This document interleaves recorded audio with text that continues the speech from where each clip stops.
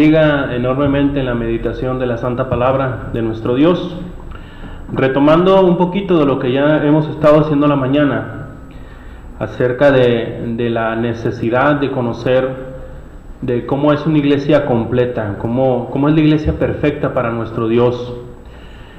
Recuerden que la palabra perfección en este aspecto no tiene nada que ver con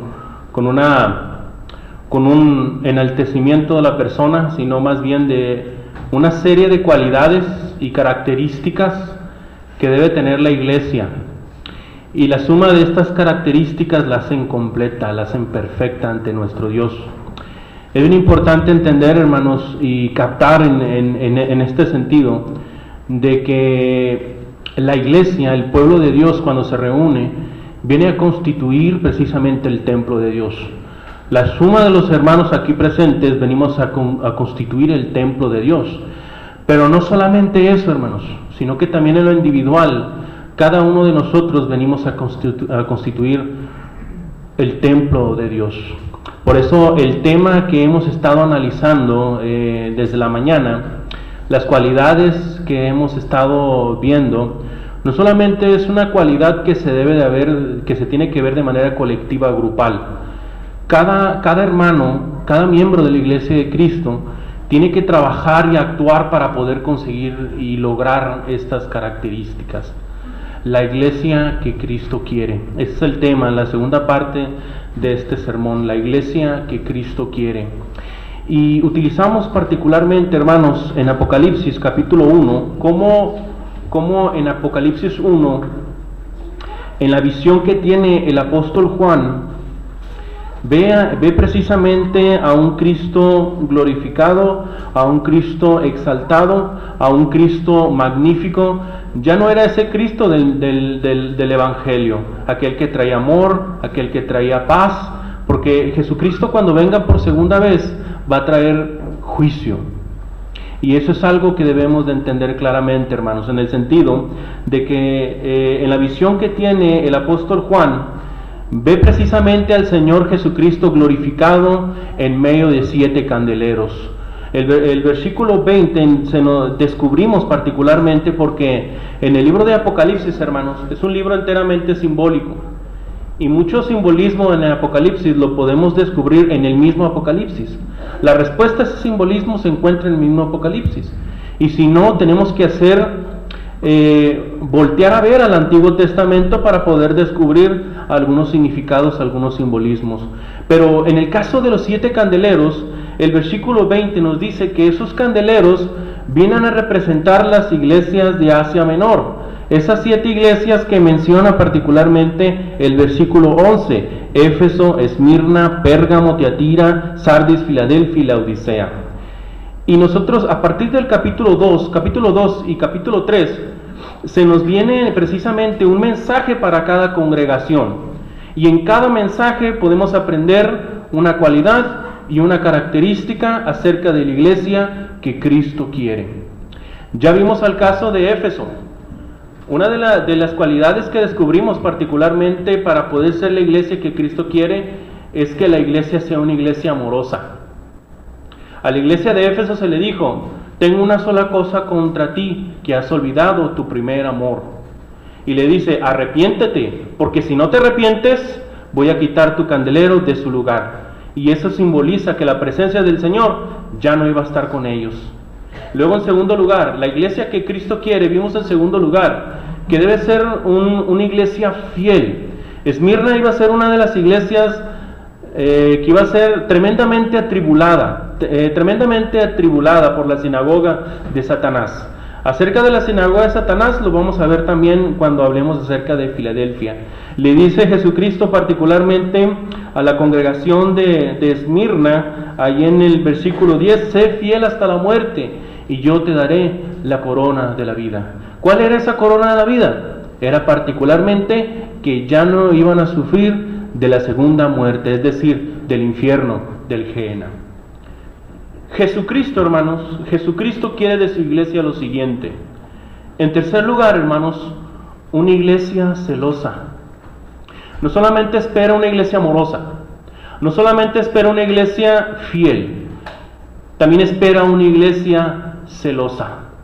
Fíjese muy bien cómo dice Apocalipsis 2, versículos 13 al 16. Nuevamente, allá al principio del versículo 13 al 16, o nuevamente nos encontramos con esa frase: yo conozco, ginosco, tengo pleno conocimiento. Dice, versículo 13: yo conozco tus obras y dónde moras, donde está el trono de Satanás, pero retienes mi nombre y no has negado mi fe, ni aun en los días en que Antipas, mi testigo fiel, fue muerto entre vosotros, donde mora Satanás. Pero tengo unas pocas cosas contra ti, que tienes ahí a los que retienen la doctrina de Balaam, que enseñaba a Balac a poner tropiezo ante los hijos de Israel, a comer de cosas sacrificadas a los ídolos y a cometer fornicación. Versículo 15: y también tienes a los que retienen la doctrina de los nicolaitas, la que yo aborrezco. Por tanto, arrepiéntete, pues si no, vendré a ti y pelearé contra ellos con la espada de mi boca. Jesucristo quiere de su iglesia una iglesia celosa. Y el gravísimo error en el cual estaba incurriendo precisamente la congregación de Pérgamo era precisamente esto: la falta de celo. Estaba permitiendo que entrara la doctrina de Balaam, estaba permitiendo que entraran los nicolaitas. Cuando nosotros podemos aprender de Balaam, particularmente ahí en Génesis, habla abundantemente sobre este tema.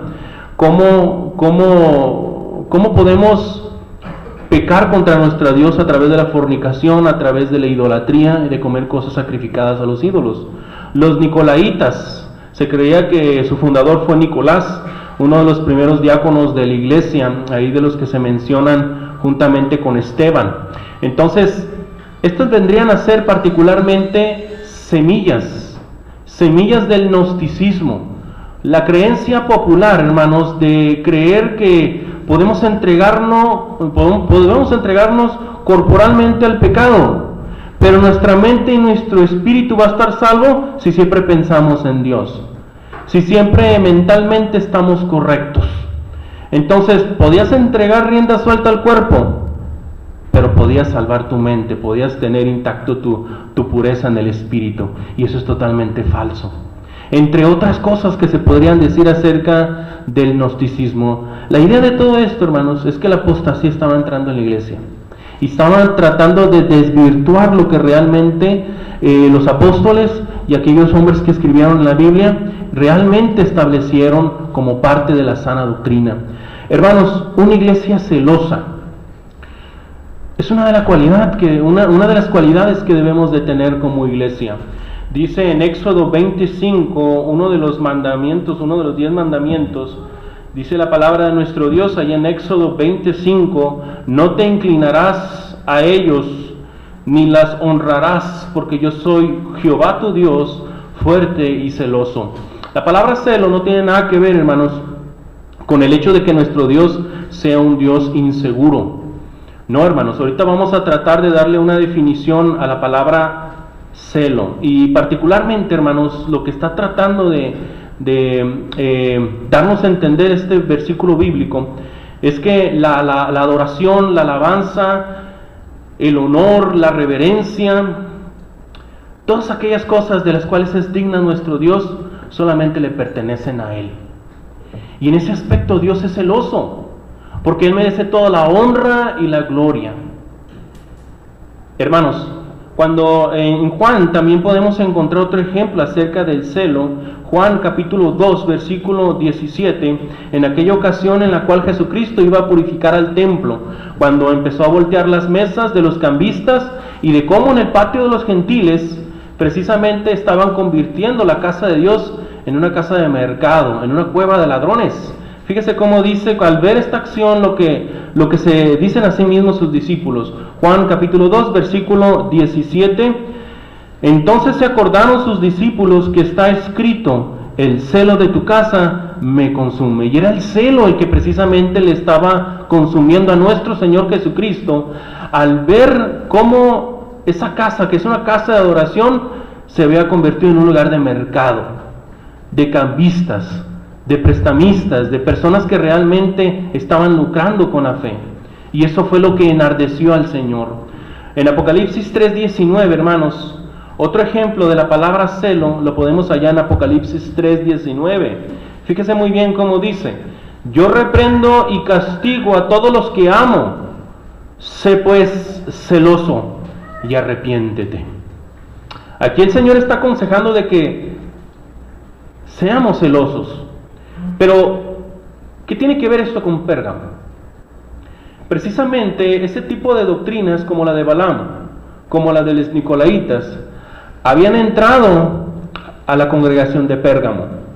Probablemente eran hermanos que eran muy influentes en la congregación, y por la falta de celo de los hermanos, permitieron que estas corrientes estuvieran ahí en Pérgamo. Y es un peligro gravísimo. ¿Qué significa la palabra celo? ¿Qué significa esta palabra? La palabra celo, hermanos, significa cuidado, diligencia, interés con que una persona lleva a cabo sus deberes o lo que tiene a su cargo. El celo también tiene que ver, hermanos, con un interés ardiente y activo por una causa o una persona, especialmente por la gloria de Dios y el bien de las almas.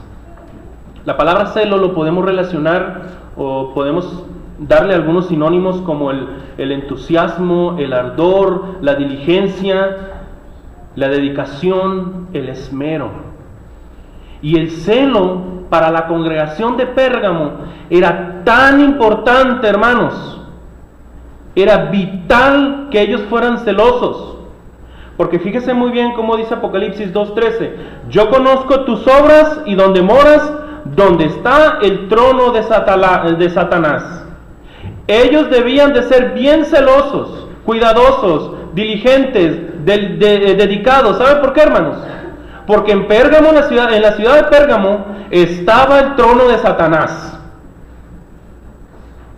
Hermanos, Satanás tiene sus tronos, es decir, tiene sus centros de poder, tiene sus centros de influencia. Pérgamo era uno de esos centros. ¿Por qué decimos esto de Pérgamo? ¿Por qué decimos que en Pérgamo estaba el trono de Satanás? Primero, porque Satanás se había entronizado políticamente. En aquel tiempo, hermanos, el emperador era considerado un dios. Y si había una ciudad que veneraba mucho al emperador como dios, era Pérgamo. Le adoraban como a un dios. Y esto es bien interesante, hermanos, porque no solamente Satanás se había entronizado de esa manera, no solamente estaba gobernando de esta manera políticamente, sino que también el trono de Satanás, decimos esto porque Satanás se había entronizado religiosamente. Tenían dioses para todos. Sobre todo, Pérgamo se destacaba por ser el segundo lugar más influyente en cuanto al conocimiento se refería. Se cree que el primer lugar lo tenía Alejandría, por la biblioteca que tenían. Bueno, Pérgamo también era una ciudad importante en ese aspecto, porque no solamente Satanás se entroniza, no solamente tiene su trono hablando en el aspecto político, religioso, y sobre todo en ese aspecto religioso, la medicina la consideraban también como una religión. Es decir, se creía que en Pérgamo estaba el mayor centro del conocimiento médico. Se dice, a los médicos se les da el nombre de galenos, y precisamente existió un griego llamado Galeno, que llevó su praxis médica ahí en Pérgamo. Entonces, recomendaba, aconsejaba a emperadores para que se fueran a tratar a Pérgamo, precisamente. Y es en Pérgamo, hermanos, en Pérgamo, donde se adoraba una serpiente, porque esta venía a representar al dios griego de la sanidad, llamada Esculapio. Esculapio esa imagen de Esculapio es la de una vara y con una serpiente enrollada. Y lo podemos ver a los de la profesión médica que la traen aquí colgando. Aquí traen esa imagen. Pues es una imagen al dios griego de la sanidad. Entonces, ellos precisamente adoraban a una serpiente y como cristianos, pues imagínense ver ese tipo de cosas. Satanás se había entronizado tanto política, religiosamente, y no solamente de esa manera, también culturalmente. Las obras de teatro, la literatura, estaban precisamente enfocadas hacia la fiesta, hacia la parranda, hacia comus precisamente. Comus se refiere a las juergas bacanales y precisamente a toda clase de parranda o fiesta que precisamente terminan en la inmoralidad sexual. Todos los aspectos culturales terminaban precisamente con este tipo de cosas. Y no solamente eso, Satanás no solamente se había entronizado política, religiosa, cultural, sino también moralmente. La moralidad de los hermanos, la moral de las personas en Pérgamo era totalmente corrupta, llena de malos pensamientos, hermanos. Es bien interesante, hermanos, porque al momento de estar pensando esto, pues era esto a lo que se enfrentaba la congregación de Pérgamo. Todas estas cosas de alguna u otra forma influyen en la iglesia. Hoy en nuestros días Satanás también tiene sus centros de poder. Ha establecido sus tronos en diversas partes del mundo. Políticamente aquí en México vemos que nuestros políticos, mejor dicho, nuestros legisladores están legislando en pro del homosexualismo. De que las mujeres tengan ese famoso derecho de hacer lo que quieran con su cuerpo, matando la vida. Legislando a favor de la marihuana, entre otras cosas. Religiosamente, solamente aquí en el área de San Bernabé, ¿cuánta apostasía no hay? Culturalmente hablando, en Facebook, en YouTube, puede haber contenidos totalmente inmorales. La moralidad de nuestros jóvenes, la moralidad de la persona de ahorita, no es la misma que la de hace un siglo. Diría una persona de la tercera, en mis tiempos no se hacía eso. ¿Por qué?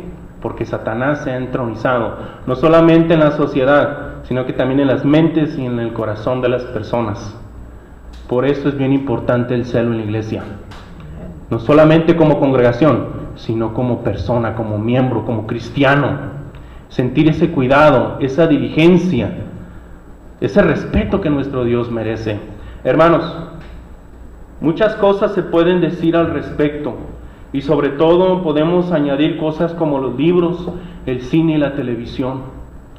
Solamente tome un libro y ese libro puede cambiar su forma de pensar. Ustedes conocen muy bien a Adolfo Hitler. ¿Sabían que este hombre tomó muchas de las ideas de un filósofo ateo llamado Friedrich Nietzsche, o muchos les dicen Nietzsche, no sé cómo yo lo he escuchado como Nietzsche. Friedrich Nietzsche hablaba acerca de que los cristianos interrumpieron la evolución del hombre, que solamente los hombres fuertes son los que deben de vivir y los débiles tienen que ser esclavos o tienen que sobajarlos. Solamente el alto, el fuerte, el que tiene pensamientos más elevados es el que sobrevive. Bueno, esa clase de pensamiento influyó tanto a Adolfo Hitler. Y para que ustedes noten, hermanos, que a veces tenemos cosas y vemos cosas que influyen en nuestra vida para indicar y tener el debido cuidado de lo que estamos viendo y lo que estamos leyendo.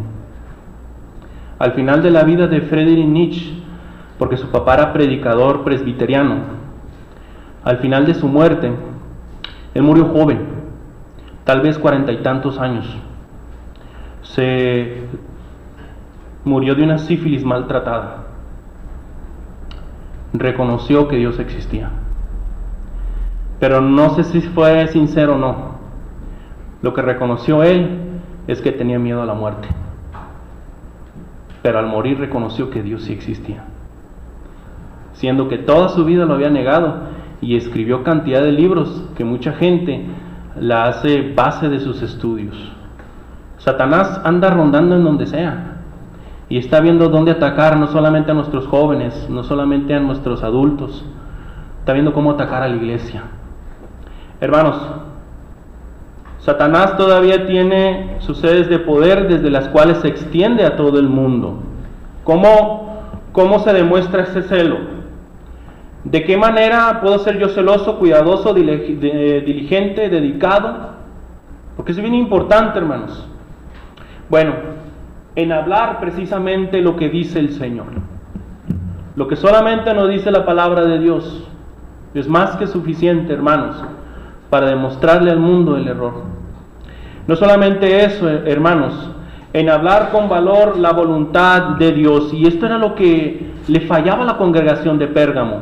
Permitieron que la doctrina de Balaam entrara a la iglesia, permitieron que nicolaitas estuvieran influenciando a los demás hermanos. ¿Por qué? Porque no tuvieron el valor de demostrar lo que la voluntad de Dios dice. Otra cosa de demostrar el celo, hermanos, es enseñar las cosas de Dios, no las cosas que andamos pensando, porque viene a ser peligroso cuando yo pienso esto o yo pienso aquello, y sobre todo cuando se trata de temas de doctrina. Hermanos, en contender sinceramente por la fe es otra cosa en la cual nosotros podemos demostrar ese celo, y son cosas que siempre debemos de tener presente, hermanos, porque desde que leemos todo este pasaje bíblico podemos ver la descripción de Jesucristo ahí en Apocalipsis 2:12. Dice, el que tiene la espada aguda de dos filos. Y la espada aguda de dos filos se refiere a la palabra de Dios, según Hebreos 4:12. Entonces, pero no solamente es la palabra de Dios en sí, es una palabra de juicio. Fíjese muy bien cómo dice Apocalipsis 2:16, solamente esta frase, y pelearé contra ellos con la espada de mi boca. O sea, esta congregación, hermanos, realmente estaba cambiando su parecer por la influencia de estos hombres. Entonces Jesucristo iba a tomar cartas en el asunto y iba a pelear contra ellos con la espada de su boca. ¿De qué manera? ¿Se iba a presentar? ¿Les iba a hablar? No, hermanos, iba a utilizar a miembros fieles de esa congregación para que de esa manera los encararan y defendieran la sana doctrina como es. Y eso es lo maravilloso de la palabra de Dios. ¿Por qué? Porque fíjense cómo dice el versículo 17, Apocalipsis 2:17. El que tiene oído, oiga lo que el Espíritu dice a las iglesias. Al que venciere daré a comer del maná escondido, y le daré una piedrecita blanca, y en la piedrecita escrito un nombre nuevo, el cual ninguno conoce, sino aquel que lo recibe. Nosotros sabemos, hermanos, que el maná es ese alimento que desciende del cielo. En el Nuevo Testamento viene a simbolizar a nuestro Señor Jesucristo. Es nuestro Señor Jesucristo. Es nuestro alimento. Pero lo interesante de esto es que habla del maná escondido. Iba a pelear con la espada de su boca. Nosotros, fíjense muy bien el ejemplo que les voy a dar. De repente hay hermanos que se paran aquí, nos enseñan, nos predican, nos instruyen, y nos quedamos impresionados por su conocimiento y con la facilidad que toma la palabra de Dios para explicarnos algo. ¿Por qué? Porque han sido alimentados de ese maná escondido. No solamente eso, hermanos, la piedrecita blanca. Esa piedrecita blanca, hermanos, viene a simbolizar precisamente la aprobación de parte de nuestro Dios. Se cree, hermanos,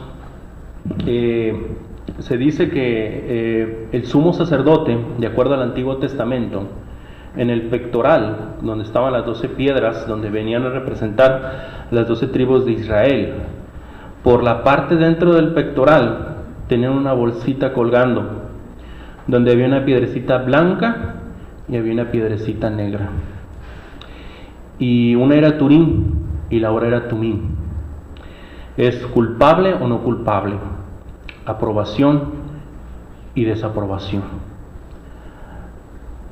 Nuestro gran sumo sacerdote es Jesucristo. Él nos ha dado, a partir de nuestro bautismo, hermanos, una piedrecita blanca de aprobación con un nuevo nombre escrito.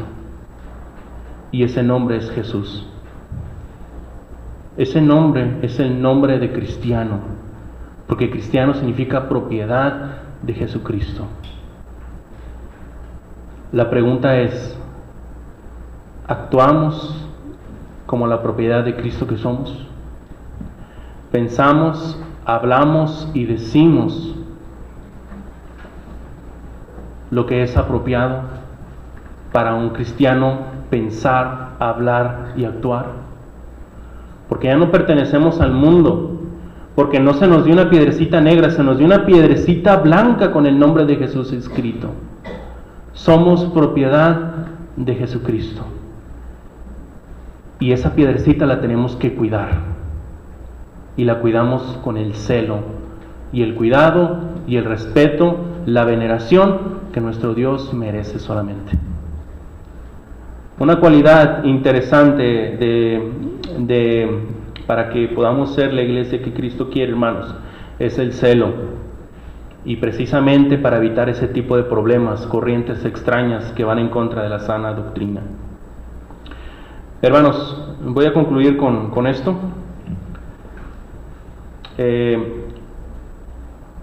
Jesucristo quiere de su iglesia lo siguiente, hermanos. Una iglesia que sea perfectible. Y no me malentienda, la perfectibilidad no tiene nada que ver con la perfección humana. Cuando se habla acerca de algo perfectible, nos referimos a algo que puede ser perfeccionado. Y eso lo podemos ver particularmente en la congregación de Tiatira. Fíjese muy bien cómo dice Apocalipsis 2:19.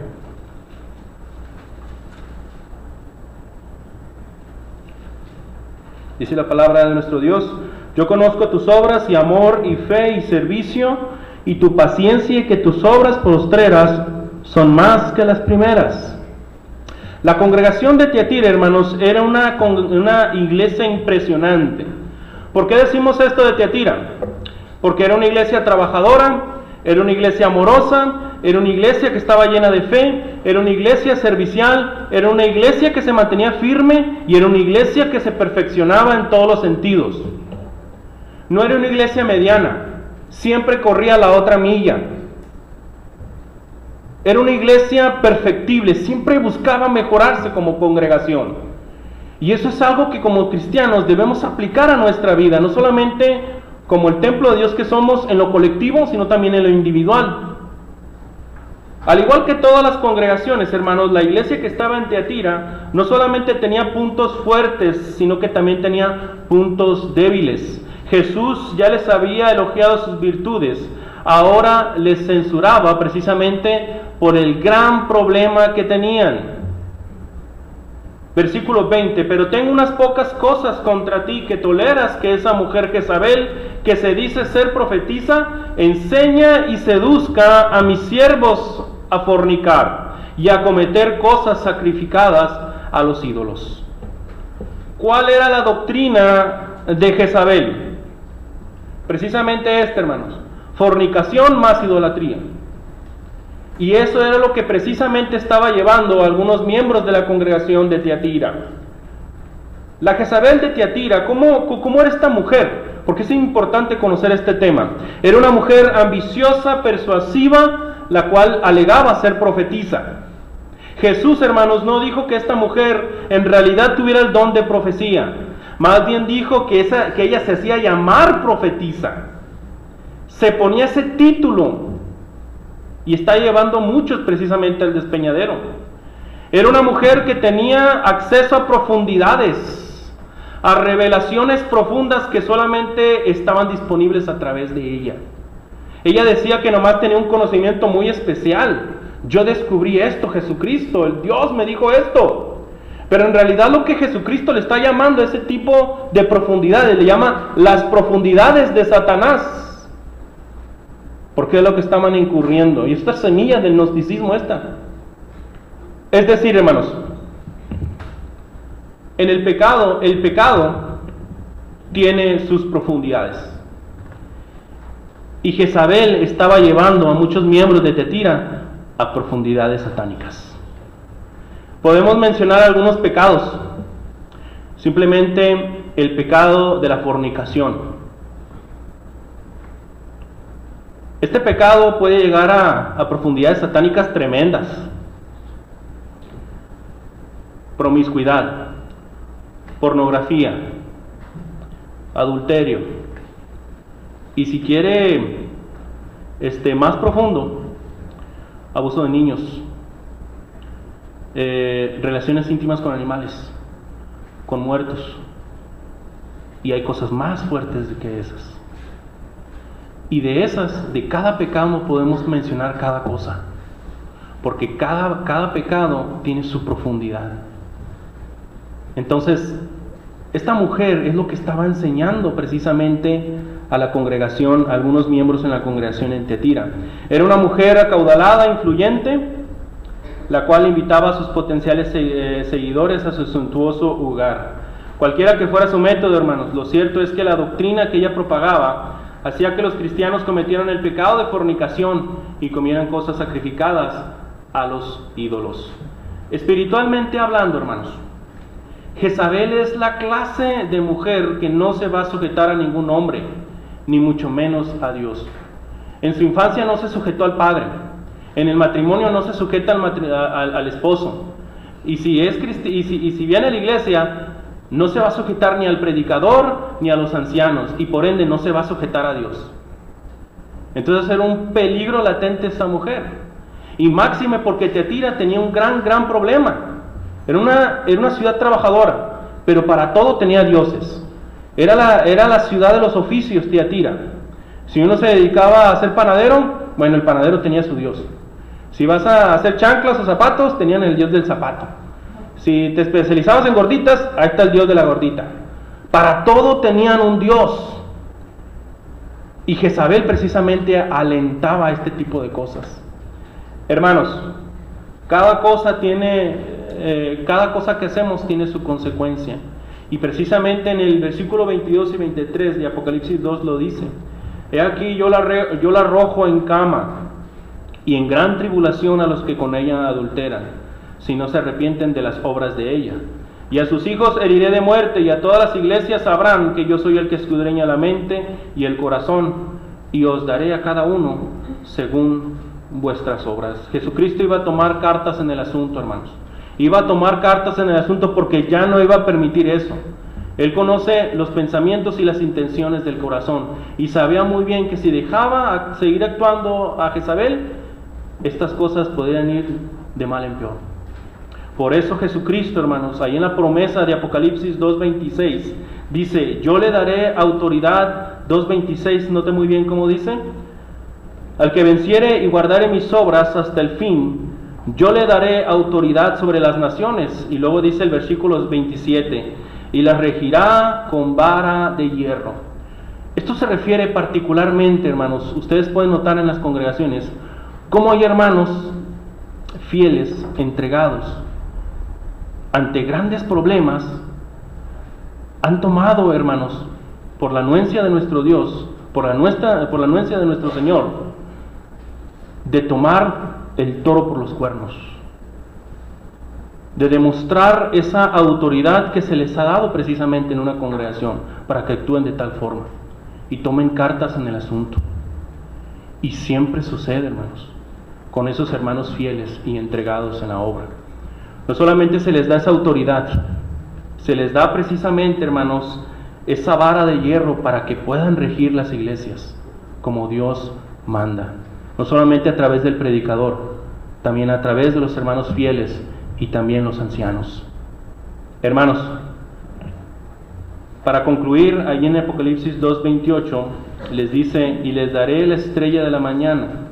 La estrella de la mañana es un astro que aparece sobre el horizonte momentos antes del amanecer. Así como el lucero de la mañana es el precursor de un nuevo día, la negra noche de desesperanza pronto pasaría para que un nuevo día lleno de esperanza llegara lleno de esperanza. Y esa esperanza, hermanos, es Jesucristo mismo. Hay dos cualidades, hermanos, que nosotros hemos sumado precisamente acerca de la iglesia que Cristo quiere. No solamente es el amor, no solamente es la fidelidad, no solamente es el celo, sino también la perfectibilidad. siempre el ser mejores. Tiatira no llegó a ser una iglesia completa y perfecta. ¿Por qué? Porque tenía un poco de levadura que leudó toda la masa, y esa levadura se llamaba Jezabel. Y no solamente va a caer en una mujer, también puede caer en un hermano. Y tenemos que aprender, hermanos, a que lo que la palabra de Dios dice es que tengamos precisamente ese celo y ese cuidado y esa diligencia, porque esto es para la gloria y la honra de nuestro Dios, la iglesia que Cristo quiere. Que Dios les bendiga, hermanos.